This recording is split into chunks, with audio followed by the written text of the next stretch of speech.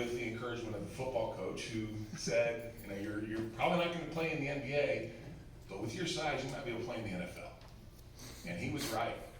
And I was just gifted on the football field. I was just natural at it. With my size, athleticism from playing basketball for all those years, it looked like I was going to play in the NFL. I was having a lot of interest. Scouts coming to our games. I was getting workouts with position coaches from NFL teams.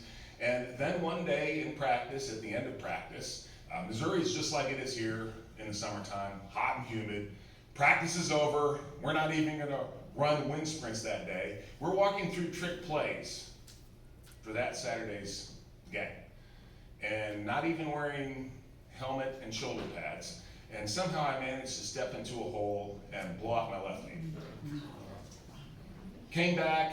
In about 6 weeks, I had torn my ACL as well as damaged meniscus in that knee. Came back in 6 weeks, which is a very compressed time frame for an injury of that magnitude. I had to do that because I didn't have a medical red shirt left, so if I was going to play football, I had to play football then. Thought that I might still get drafted. I was disappointed when I was not. However, I did sign with the Chicago Bears as a rookie free agent. Very excited. That was a big deal for our town too, right? You imagine.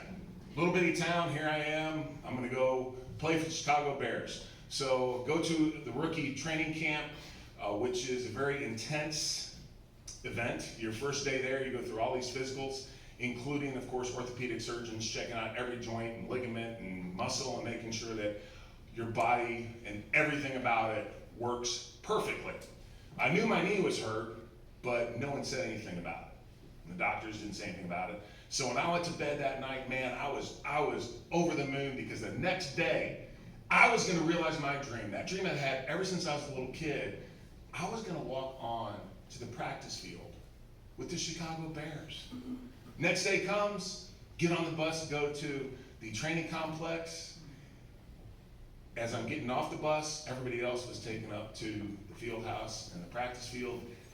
I was taken to an office building and escorted to the director of player personnel office, where I was told that my knee injury precluded me from playing for Chicago Bears and probably in the NFL, and I was given a plane ticket home. I had not been there 24 hours. I was in my early 20s. Up until that point in my life, it was the most devastating thing that had ever happened. I was embarrassed because, like I said, I did on the local news, I'm going to the Bears training camp. I'm there for a day and I get to go home. Great, right? But more so, it was the fact that that dream that I'd had ever since I was a little kid was torn away from me. And I'd done everything in my power to make it happen. But the great thing about our free enterprise system here in America is the only limit on what you want to do with your life and how you utilize your God-given talents and gifts is your imagination. So I thought to myself, I'm a big guy, still a good athlete despite the knee injury. My degree was in English. I was going to teach and coach if the football thing didn't work out. Didn't want to get a real job. That was actually the motivator behind all of this. Was watching professional wrestling one night on TV. I'd always been a bit of a fan. And thought, man, I might be able to do that. I look like those guys. I'm a good athlete like those guys are. So I decided that's what I was going to do. Found a small group that gave me some rudimentary training. I was off to the races. First couple years, I traveled throughout the Midwest, driving 200-300 miles to go to a show with a dozen people there in the audience. Rarely got paid. One night I did get paid. I was really excited about it because I got an envelope that I hoped had enough money to cover my gas. You can imagine my disappointment when I opened the envelope and there were 2 buy one cheeseburger, get one free McDonald's. That was a good payoff. But nevertheless, I still thought that I could be good at this. I wanted to do it. I was living my dream, kind of being a professional athlete. Although I wasn't making any money, I was actually losing money doing what I was doing. But I thought that it could pay off if I kept it up. So eventually I networked, was able to expand, went to Puerto Rico, then Germany and Japan. Then I moved to East Tennessee in 1995. Met my wife, Crystal. Some of you might know her. Marissa was is her middle name. That's what her family calls her. But she's from here. She actually graduated from Elizabethton High School. Yeah, all right, yeah. So, and we actually moved up here, lived in Hampton for a little while, then lived on Milligan Highway for a little while. And then, do any of you guys remember Cowboys on the Water in Dandridge on Douglas Lake? Yeah, so that was my mother-in-law's place. So that's what took us down to the Knoxville area, and eventually into Knox County itself. Crystal was working 2 jobs. She was also a graduate student at ETSU, and she had 2 daughters. Hardest working woman, hardest working person I've ever met in my entire life. I'm really proud of my daughters now. They're both nurses. One is a nurse practitioner, and the other has an MBA in healthcare administration. She runs a home health service in Sevier County. Not too long after we got married, I signed a contract with WWE, which is the major leagues of professional wrestling. Again, I thought I had it made, and the first couple years there were pretty difficult. I was still learning my craft, but eventually this character Kane was created for me, and it's an iconic character in the world of professional wrestling. And for me, that's when the dreams I had had ever since I was a little kid came true. I've traveled the world. I've wrestled in all 50 states, probably 40 countries around the world, entertained millions of people live and on TV, and I've been able to provide a life for my family that I didn't think would have been possible. And when I look back at that journey, I think to myself, how is that possible? That someone like me, who grew up in rural northeast Missouri, my family didn't have any money, just enough to survive, no connections, no political connections, no business connections. How is it that someone like me can go from there to having this life that I've just been so blessed? And it's just been so incredible. And the reason is because you get those opportunities in America. That's what it's all about. It's the American dream. It's being able to utilize your gifts, your skills, your abilities to create the life that you want to create. I've traveled all over the world, and you don't get that in many places. And that's what makes this country so exceptional. But for me, because I am a product of that, I also realize, in the words of President Reagan, freedom's a fragile thing. It's never more than one generation away from extinction. And that's why I got into politics. There was not like one thing that I wanted to change or do something about. It was because I'm concerned about my kids and my grandkids' futures. Probably not so much about my kids. They're old enough that they can make their voice heard in the public square. But I have 2 grandkids. I have a 14-year-old granddaughter.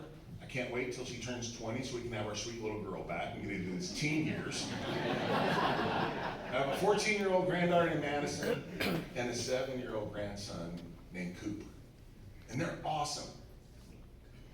But I think, man, the way our country's going, are they going to have the opportunities, not in professional wrestling, of course, like I had, but the opportunities to create the life that they want to? So when I got into, as I said, I barely won my election. It's actually 23 votes when the total was, when everything was counted up, out of 40,558 votes in Knox County. That's how much I won my primary by. But I want to do the same thing that good conservatives always do. I want to keep taxes low. I want to keep regulation common sense and to a minimum. I just want to keep government out of people's lives. And things are going along.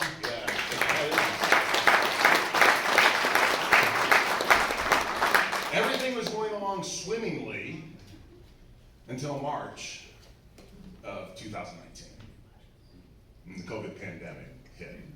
Now, I've actually been following the coronavirus since probably December of the year before.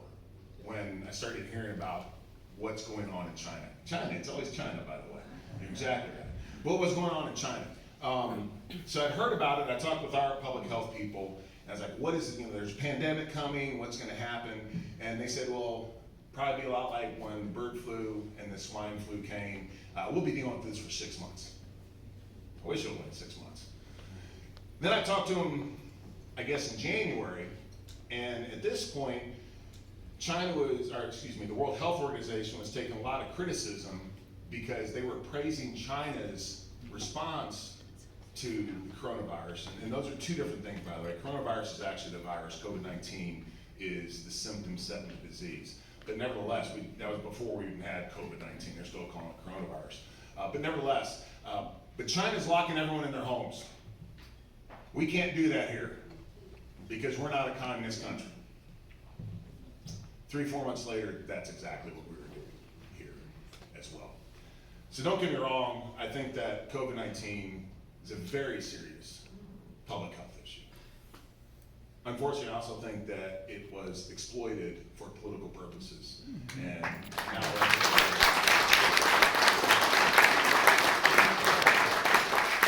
it represents the greatest power grab and government overreach that we've seen in my lifetime, anyway. So again, during the start of COVID, we were all literally freaked out. And we didn't, as public elected officials, no, it's like, what do we do? So you're listening to people tell you to do this and do that, and I hold no grudge against what happened during the initial phases of COVID because, again, everyone was freaked out. And people were just doing what they thought was right. But after a couple weeks, it's like, wait a second. So we're talking about 15 days to flatten the curve, and I get that. We're trying to give the hospital system some breathing room. I was like, but what happens when life goes back to normal and people start mingling again? And that's what's funny was I'm looking at these charts and they would end, right? If you don't flatten the curve, this is what's going to happen, and the cases are way high, right? If you do, the cases drop. The problem was they all ended at a certain point, and if you would look at charts which kept on going, they would show that it really didn't matter because people eventually are going to get out and mingle and spread the virus. Okay. To me, we should have always followed what's called focused protection, where we knew the vulnerable groups, we put all our resources into protecting those people and let everyone else go about their business. It was very important to me that I also uphold my oath to the U.S. Constitution, the Tennessee State Constitution, and the Knox County Charter. And many of the things that were proposed contrary to, especially the U.S. Constitution. We have due process in the country. It's protected by both the Fifth and the 14th Amendments. And due process says that government can't just stop you from doing something or take your liberty or your property without due process of law. We turn public health law on its head. And when we talk about quarantining people, those are people that actually have a disease. Okay, so they are a threat to public health. It's not talking about everyone who could potentially have the disease. That's tyranny. But that's what we did. There are a lot of things that really bothered me about where the country was going.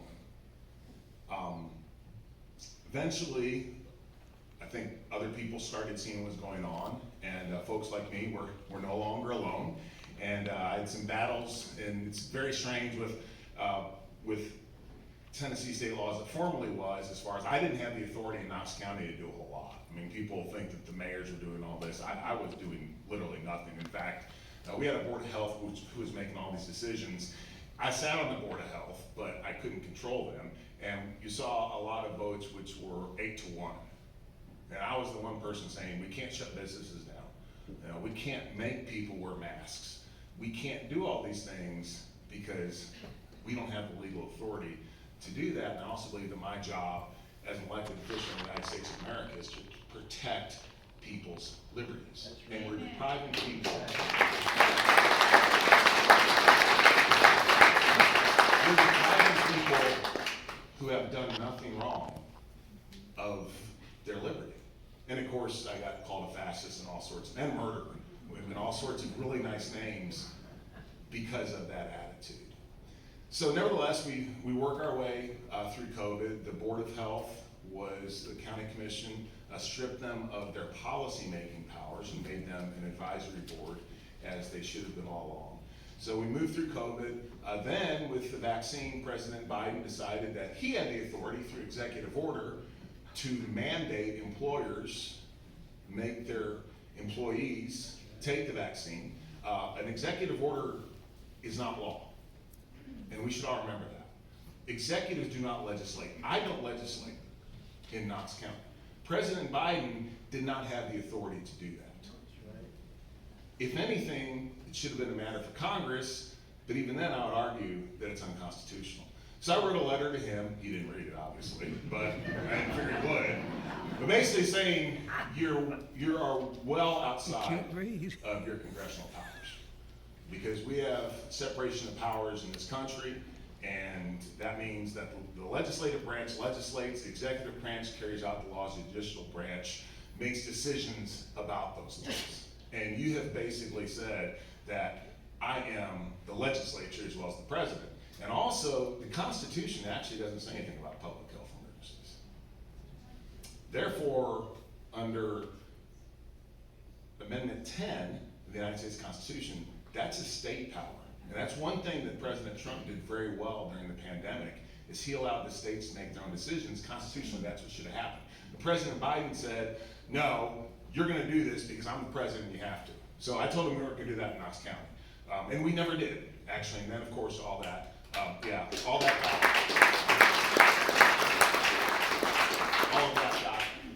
out in the end. But when I think about what was happening during the pandemic, and I think it was something deeper, really, than even what we saw. China is a huge threat. National debt is a massive threat. But I believe that maybe the biggest threat that this country faces is internal. It's the woke left. It's the culture wars. It's the counterculture. And I think what happened was these people were actually using the response to the pandemic to push their agenda. And it's getting worse and worse.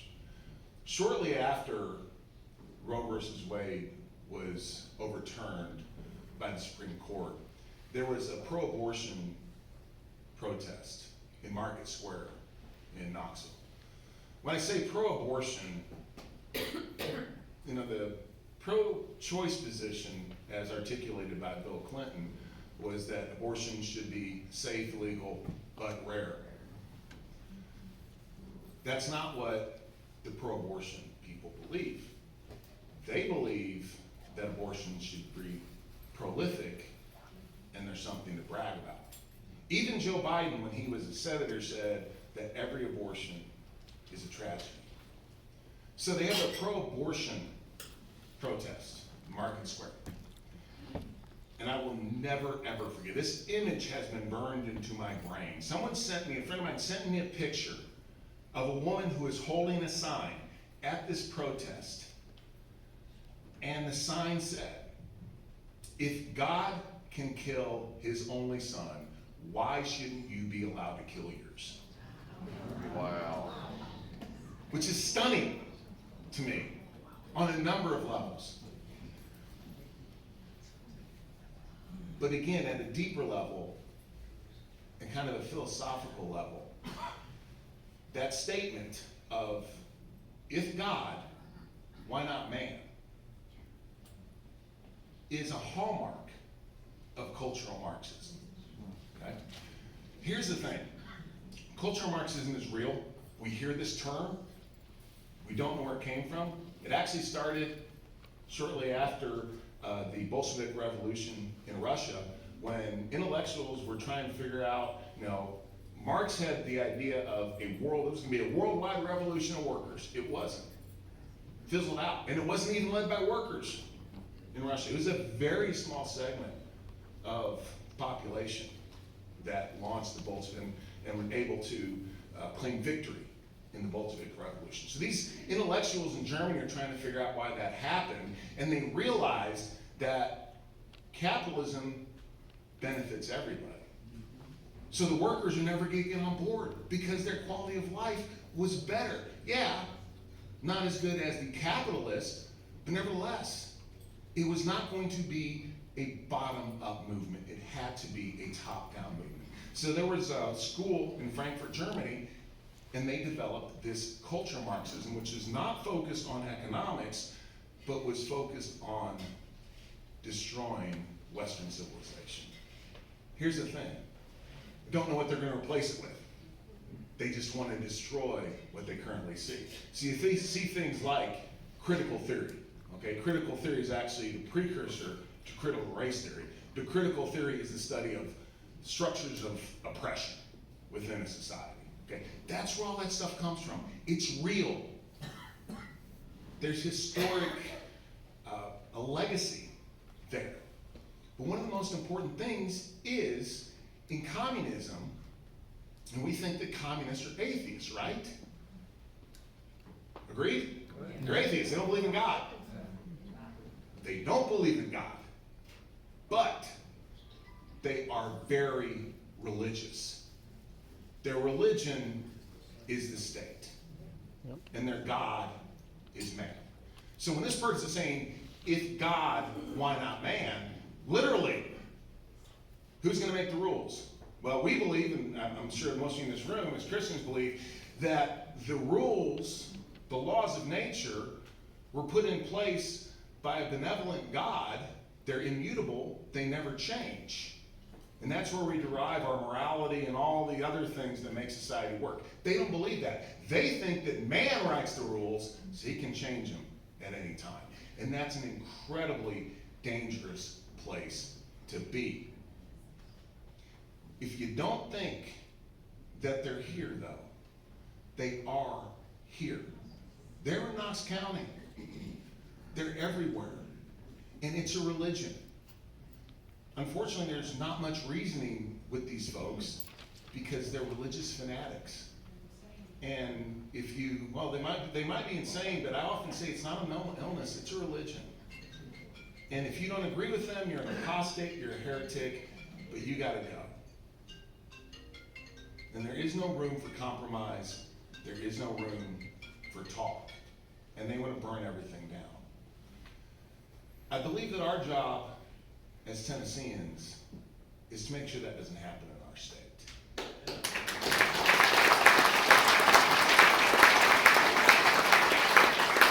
Because we're seeing what's happening around the country. And it is coming here. So I think that here in Tennessee, the primary responsibility of the Republican Party is to push back and literally build a firewall around the state of Tennessee with people in Nashville and our local levels who are willing to stand up against this lunacy, against religious fanaticism, and say, we're not going to do that here. And we are going to be what America looks for as the model. President Reagan talked about the shining city on the hill. Tennessee is that shining city on the hill. We were talking earlier, we're seeing people come here from all across the country, and I know a lot of folks want to say, oh, don't Californianize our Tennessee. When I talk to the people who are moving here, that's not what they want. They are fleeing. We are seeing the biggest political migration in the history of this country. And the reason is because people see Tennessee and they want to be in a place where actually we have common sense. I'll tell you guys a quick story about my wife. Crystal's a realtor. And one night, we're making dinner, and it's like I have to call a lead. So I'm standing right next to her, and she calls these people on the phone. Again, she lived her entire life. So when Crystal talks to someone, with the exception of me, it's always honey and sweetie. And with me, she uses some different adjectives. But nevertheless, so she calls these folks. It's like, my name's Crystal Jacobs. I'm a real estate agent in Knoxville. I understand y'all want to move to Tennessee. Yes, it's talking, it was a couple. She says, okay, that's wonderful, but I have a couple questions I have to ask y'all before I can be your agent. My first question is, where are y'all from? We're from Colorado. Crystal says, well, that's wonderful. Our daughter lived in Colorado for about 5 years. It's a great place.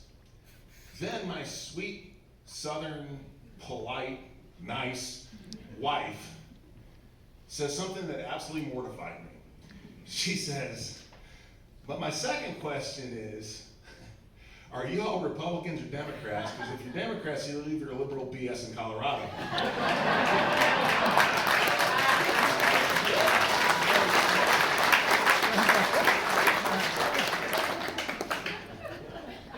But the lady responded, no, we're Republicans. We hate it here. Taxes are too high, people are crazy, and we want to move someplace where people think like we do. And that's what we're seeing from folks coming here from around the country. And we cannot not fulfill the promise that Tennessee. Somebody's swearing it out over there. The people that are allowing, and it really is, it's a counter-revolution to the American Revolution. And just an aside, it's interesting, I kind of know this firsthand. There's on Twitter, there's a guy named Malcolm Nance. He's one of the idiots on MSNBC. And one day he retweeted, he's got like 1 million followers, but one day he retweeted something that someone else had said about me, and they called me a right-wing reactionary. That is the language of socialist revolution. That is exactly what it is. So no one can tell me it's not happening. And it is a counter-revolution, one that will destroy this country, one that will take all our liberties. The way that it stopped is in places here like Tennessee, where we've built a firewall and we say it's not gonna happen. You know, we may not have the biggest cities, we may not have Ivy League institutions, we don't have the New York Stock Exchange, but we have something that no one else can hold a candle to in this state, is we still believe in the American dream, and we're not gonna apologize for it, we won't give it up, and we're gonna protect it. And we have to, because I have 2 grandkids who are depending on all of us to do just that. Thank you all very much.